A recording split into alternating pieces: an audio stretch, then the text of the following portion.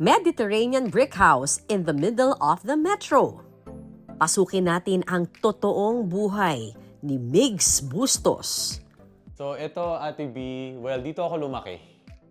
So, welcome to Ilocos. Wow! Migs Ayan. Bustos, bahay ni na Migs Bustos. Para Ayan. tayo umuwi sa Ilocos. Yan. Hi!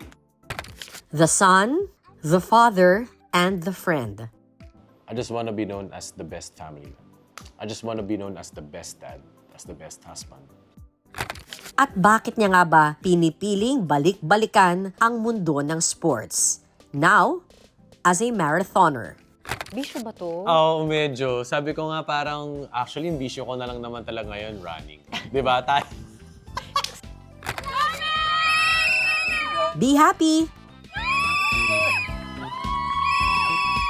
Come with me, put your hands together, ta-da, let's be happy. You will see tomorrow's brighter, ta-da, let's be happy. Pilipino tayo, kaya lumalaban tayong nakangiti.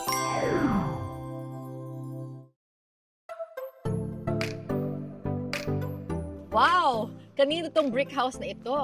Eh, Migs! Hello. How are you? Kamusta ang takbo? Ha? I'm good. Kahapon, di ba? Oo. It's for you. Ay, wow! Oh my Di ba, gosh! wala ka pang copy? Wala pa akong copy. Eh, Migs, event. Eh, tara, pasok tayo.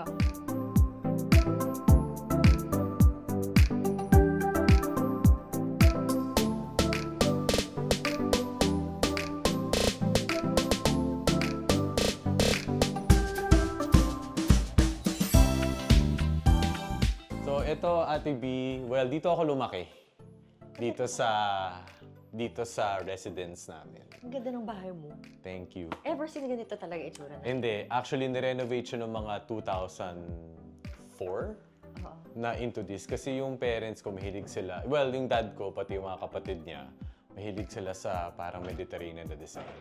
Eh, pero, bricks. Pag nagpunta ka sa Spain, sa Italy, more or less ganito yung design. So, ganyan yung mga arko. Tara po, pasok po tayo. Ang ganda, parang Yes, villa, yes, no? oo. So, ito yung den muna. Ito yung den. Ito yung parang music room ni Dad. Si Dad ko kasi mahilig siya sa entertainment. Parang mahilig din siya ng konti sa cars. And then, ito yung design kapag gusto namin mag-relax. So, ito yung den na minsan-minsan na lang siyang nagagamit. Oo. Pag bumibisita kami ng family, dito kami mostly.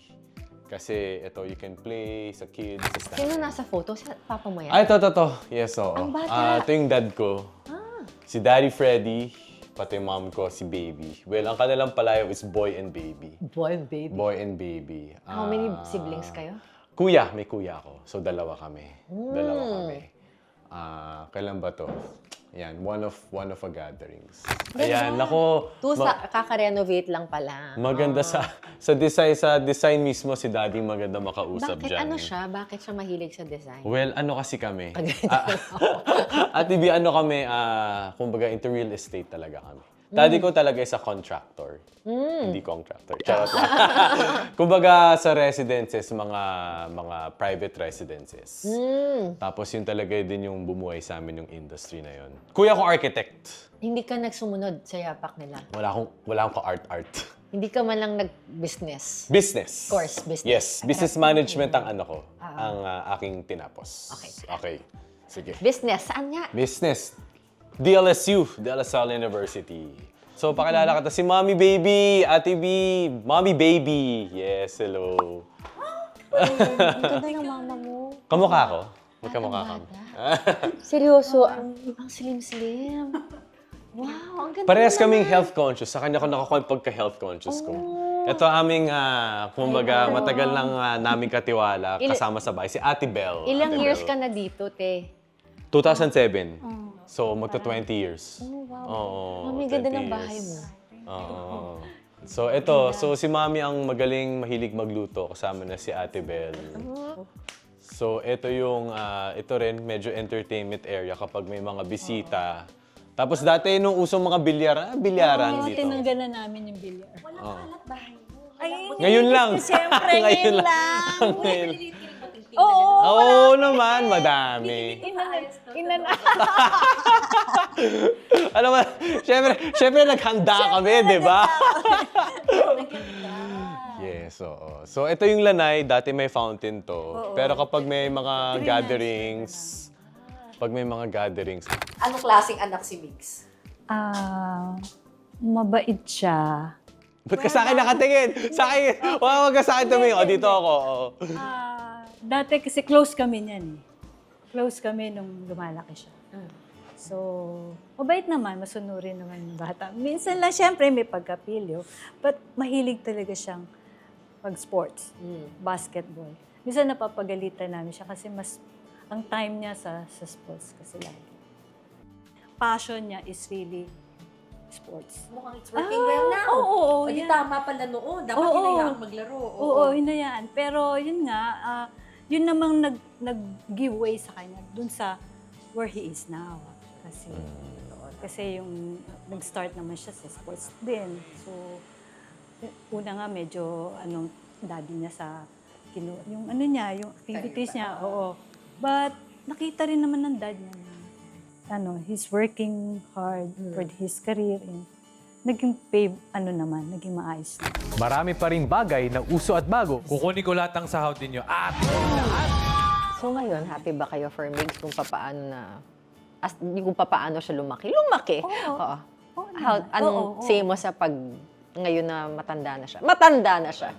Well, I'm really happy kasi nakikita ko sa kanya as nag-work siya.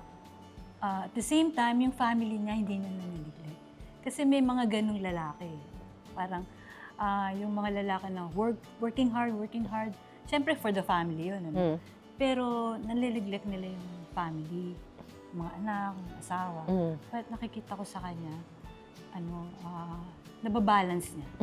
And I'm happy for it. Kasi yung asawa niya, masaya rin. Sige. Tayo lang, nakita ko ma-art-art rin kayo. Si Daddy ang mahilig sa paintings. Tayo lang si Papa, contractor. Si Daddy. Yes, oo. Tapos, Ayun. pero ma-arte din. Ma-art din siya. Ma-art talaga. Si Daddy talaga yung merong eye sa art. Ever since siya talaga yung into design, etc. Pero ako hindi ko talaga siya namana. As in, hindi. Hindi ako marunong mag-drawing. Wala ka rin alam. Pwede pala yun. Pero si Margo, siya ang mahilig sa art. Si Margo, si Kuya din, tsaka si Margo, like my daughter Margo. Mahilig siya, yun yung pinopursue niya ngayon. Mga art. So sabi ko, Dada, kung hindi ko man naman, at least siya na lang. Oo. Ayun, so ito yung, kumbaga, dining area namin.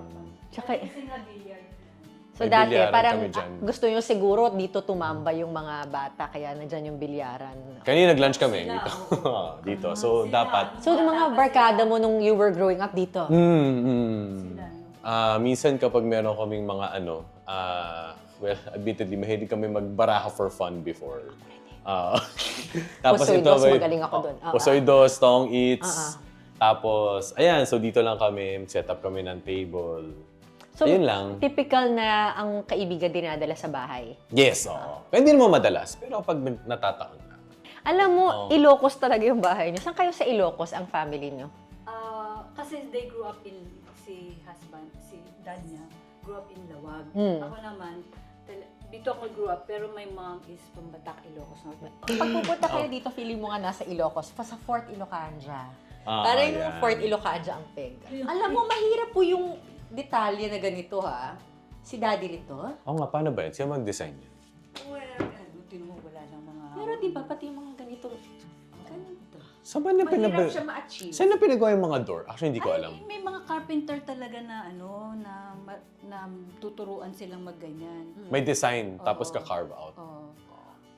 Ito, working kitchen. Talagang, Working kitchen at the same time. Doon sa kabila ang working kitchen, pero dito, syempre dito na rin kami. So, Dito sila nanonood ng TV Patrol gabi-gabi. ito totoo. pala. dito kami Ito dito. kumakain. Gabi-gabi. Next time kakaway ako. Ito dito. Yan. Oo, naabang niya palagi si Oo. Mix. Pag Thursday siya eh. Oo. Minsan-minsan. Pero kayo talaga pinapanood nila. Oo, syempre. Talaga, oo, TV pa talaga. TV pa to.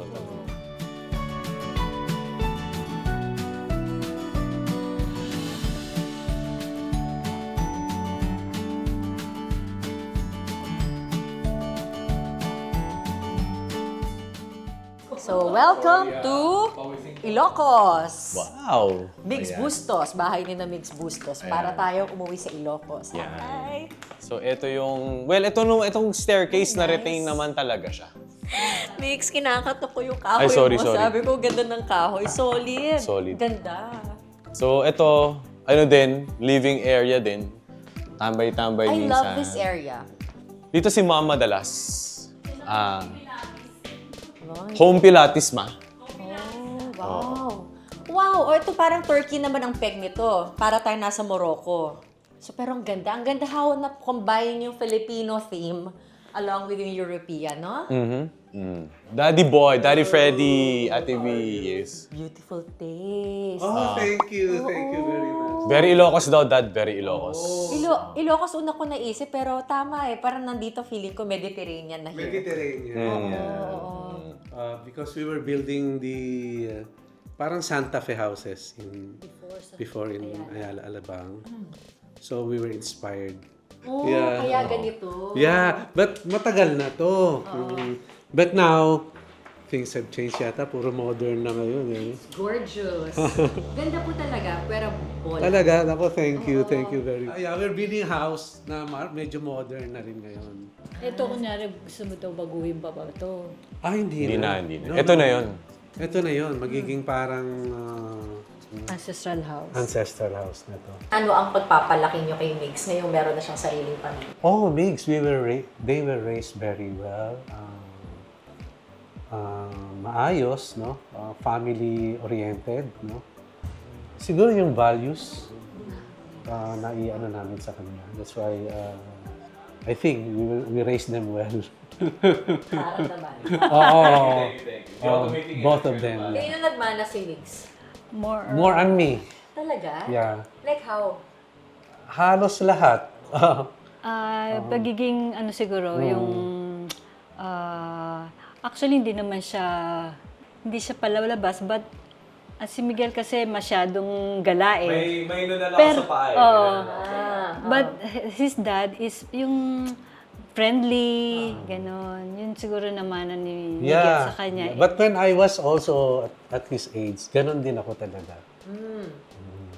Pero nung nag-family na, things have changed. Naging parang homebody na lang din ako. Kahit Eto Migs, dito ka ba nag-workout?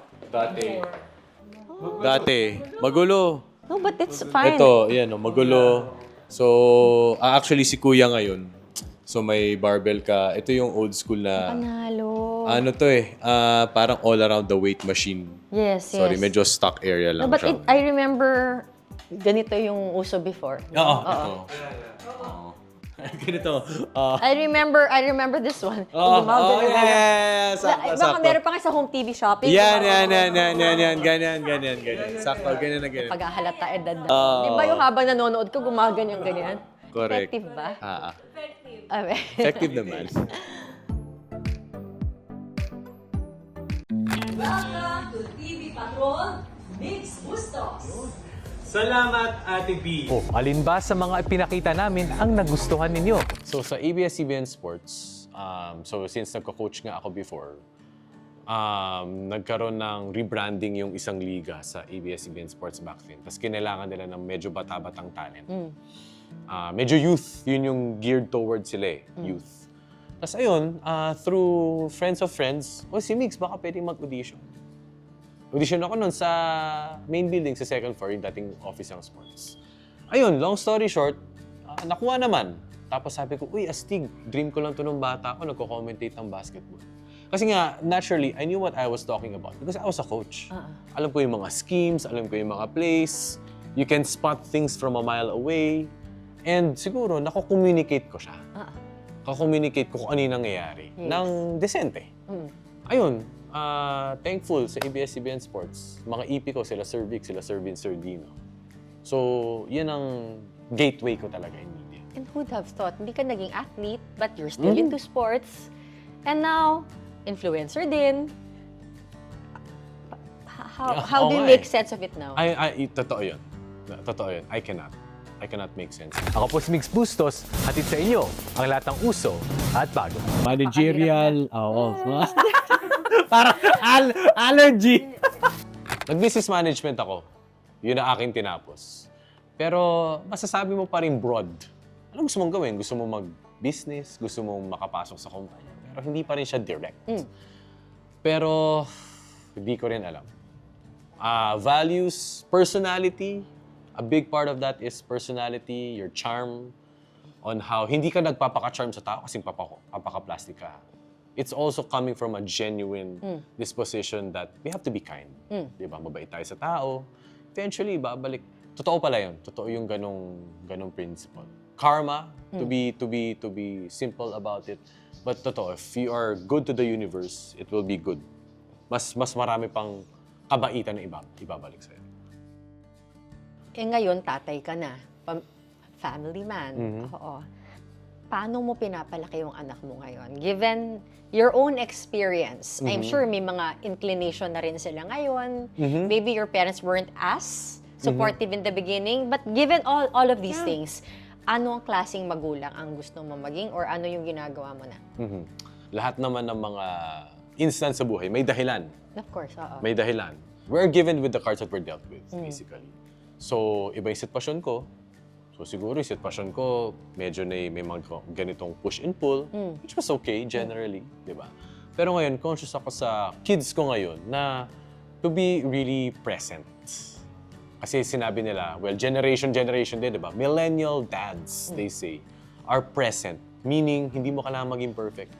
You don't need to bring, hindi mo kailangan magdala ng maraming pera. Hello, I'm Peppa Pig. Who am I? Daddy Pig. Who's Mommy Pig? Si Mama. Mama, Margo, masakit na ng neck ko. Say bye. Bye. Love you. Love you. May notion ng magandang pamilya dapat mayaman ka, meron kang kwento, ganyan. Parang hindi na siya uso ngayon. Okay pala mga millennial dad. Hindi siya ano. Ako, I prefer to keep it practical, simple, komportable. Pero, yun din ang prinsipyo ko, Ate B. You don't need to be perfect. You just always have to strive for excellence. So I'm not a perfect dad, not a perfect person, but I always do my best in the things that I do. And that includes, number one, is being a good husband and a good parent. Describe mo naman asawa mo. How did you meet? Mishi, how did we meet? Long and short of it, galing akong breakup. When I was 19 years old. Tapos, sorry po, wala ako sa 3-month rule nito. Wala ako sa 3-month rule. Sakto dyan, sa labas ng bahay, sabi ng tropa kasi JV. Sabi niya, Mix, labas tayo. Punta kami ng isang party. Nakauwi kami na maaga. Diyan sa labas, iniwan niya yung kotse na dyan. Punta tayo na isang party dyan ulit. May oras pa naman, aga pa oh. Ay, wala naman akong kilala dun. O sige, basta sumama ka lang. YOLO lang. You only live once. Punta kami doon sa kapitbahay. Sa kabila, malapit lang. Tapos, nakita ko siya doon. So, may tao. Totoo pala yun, Ate B, na humawi yung mga ulap. Totoo yan. Happy ka ba? Para wag ka mabitin, please like and subscribe to our channel para makagawa pa tayo ng mga inspiring at nakakahaping mga content. And don't forget to click on that alert button. Now na, maraming salamat! Be happy! I can confidently say, Mishi, alam mo yun, humawi ang mga ulap. Alam mo yung sa station ID natin, humawi ang mga ulap. So, parang siya nag-glow talaga in my mind. Kilala ko na siya before si Mishi through common friends. Tapos nakita ko siya parang new look, walang braces, tapos nakaporma. Sabi ko, uy, hello. Bineso niya ako. Arguable yun. Arguable. Importante, i-emphasize yun. O, tapos. My version. Sabi na, ano ka ba na mukha mo? Di kaya? Anyway, so yun na. And then yun, nag-usap kami, be connected, buong gabi kami magkausap, and then, yun na, pinurso ko na siya. You just knew. Yeah. Third year college, 2009. Tagal ng nyo, ang boyfriend-girlfriend before you decided to get married? Kasi Ate B... 9 years. habang lumalaki, syempre may financial tayong considerations eh. Hindi naman din uso nun yung magpapakasal ka na maaga.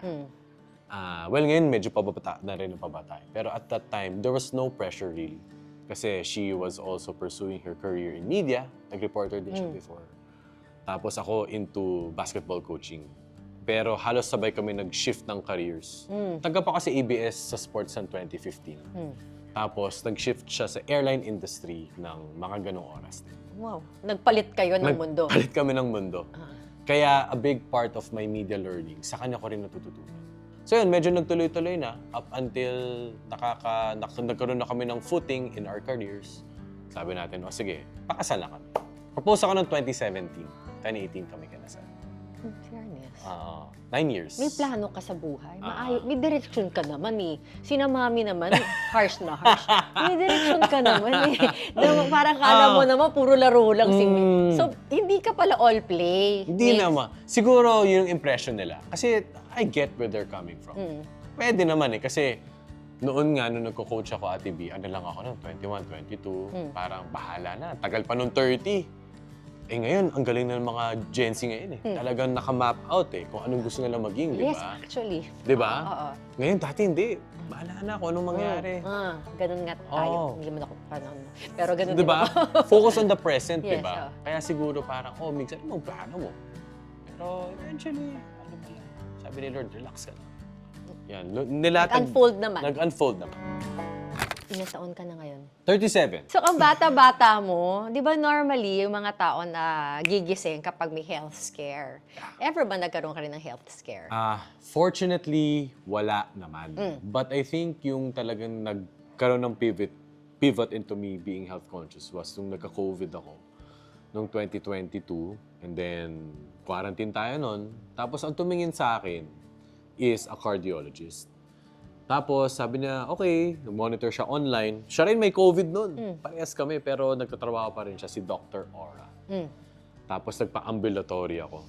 Ambulatory, na-try mo na yan.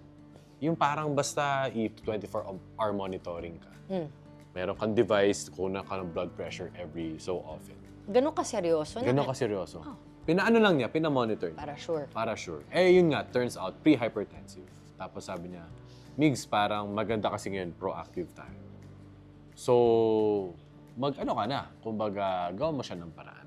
So sabi ko, hindi, kasi nung una in denial ako, sabi ko, di ba, Doc, high blood, pang ano lang yun? Pang matanda, quote-unquote, di ba? Ang bata ko pa, Doc, 30 plus lang ako. Migs, kasi sa lifestyle ngayon, ng mga tao, kabataan, pabataan na ng pabataan nagkakaroon ng ganitong klase ng sitwasyon. So, eventually, inaccept ko siya. Sabi ko, Yes. I'll just be proactive. Yun yung naging turn talaga sa akin to really monitor my health. Dapat talaga maging healthy. Tapos ang dami natin mga COVID nun, di ba? Ang dami natin mga nababalitaan, all walks of life. Yung takot was real. Mortality real. was real. That's true. Actually, hanggang ngayon naman, pero it was more real then. Ano? Siguro fresh din nun kasi recently nag-pass away yung best friend ko nun, si AJ. He passed away, 30 years old, cardiac arrest. Few months lang after. So parang doon ako talaga, factor din yun. Nako, it really hits home. Na tropa mo yun, dyan lang siya nakatira. Diba? But, you know, we move forward, we do what we can, diba? To be healthy. So that instance when somebody dear to you passes away, it kinda also makes you be more aware dun how to take care of yourself. Tapos may anak ka pa. Yeah. And be more conscious, right? About the people around you. More on not taking things for granted. Kaya ganyan kang tatay, yung sinasabi ng mama mo kanina na mabuti kang ama, was it also because of that? Like that sense of mortality? I guess. Kasi, paano ba? In a world that we have to grind, especially in my situation, quote-unquote, di ba? I mean, technically in our industry, ano kami, talagang lahat tayo, kailangan tayo magtrabaho. All the more na alam kong kailangan ko mag-work. And, but I want to find that right balance. I work hard. I also am conscious of my fitness. But at the same time, hindi ko dapat ma-neglect yung duty and responsibility ko sa pamilya ko.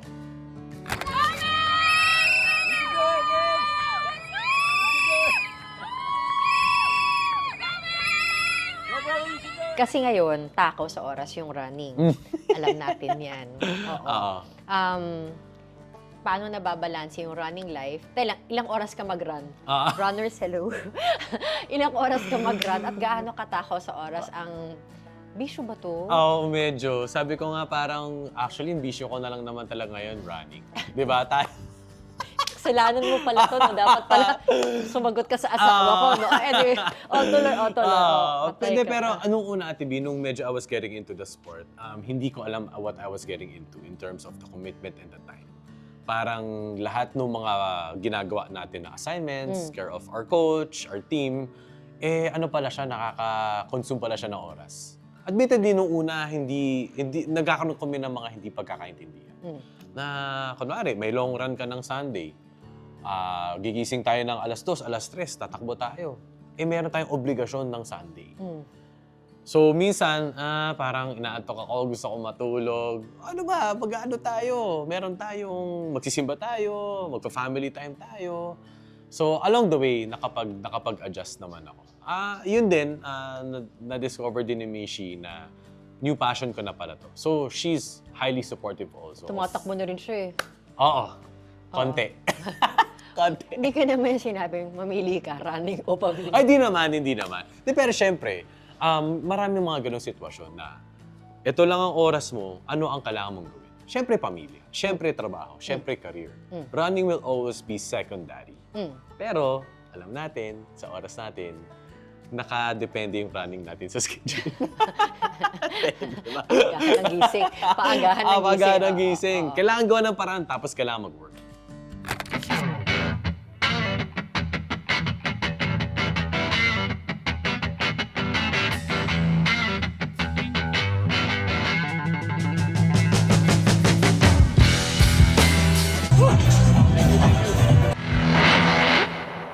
Sa buhay mo ngayon, ano pang gusto mong gawin? Ano pang gusto kong gawin? What's your game plan? Wow. It's another show. Alam mo, totoo yan. Hindi ko naman na-imagine kasi 37 ako ngayon. Ang certain lang ako, gusto ko lang maging healthy up until my last breath. Anong legacy ang gusto? How do you want to be remembered as Migs? Simple lang. I just want to be known as the best family man. I just want to be known as the best dad, as the best husband. Because our careers, di ba, what we do now, eventually, yung mga mas bata, may papalit. Eventually, as 50 years, 100 years go by, mawawala na tayo sa mundo. But up until my last breath, I just want to be known, or my legacy as like, bait na tao ni Migs. Siya yung taong mapagbigay, siya yung taong maaasahan, siya yung taong tumulong sa akin na walang-wala ako. Siya yung nabigay sa akin ng hope, siya yung nabigay sa akin ng motivation. And for my family, kumbaga, ang unang tatatak sa mga anak ko is like, he's the best dad in the world. Sa asawa ko, hindi mo mapapantayan ang asawa ko. He's the best ever. Ayan, si Ate Jessie. This is AJ. Hello. Hug Tita Bernadette. Hug. This is Margo. Ito, Ate B, si AJ. Named after AJ. May yumaong best friend. Sa dalawa kong best friend. Si Mike, Michael Alejandro. So, AJ siya. Di ba, AJ? Yeah. Nayak naman ako doon para ipangalan mo yung AJ. AJ? Naku naman, AJ. How old are you, AJ? 1 and 4 months. Gaano karaming anak ang gusto mo? Okay na kami. Boy and girl. 2. Like, you like drawing? You like painting? Huh? Are you an artist? What do you want to be when you grow up? Artist. Really? Is Papa always with you? Does he spend time with you? Do you think Papa's the best dad in the world? No way! Why is Papa the best dad in the world? He takes care of me. Talaga?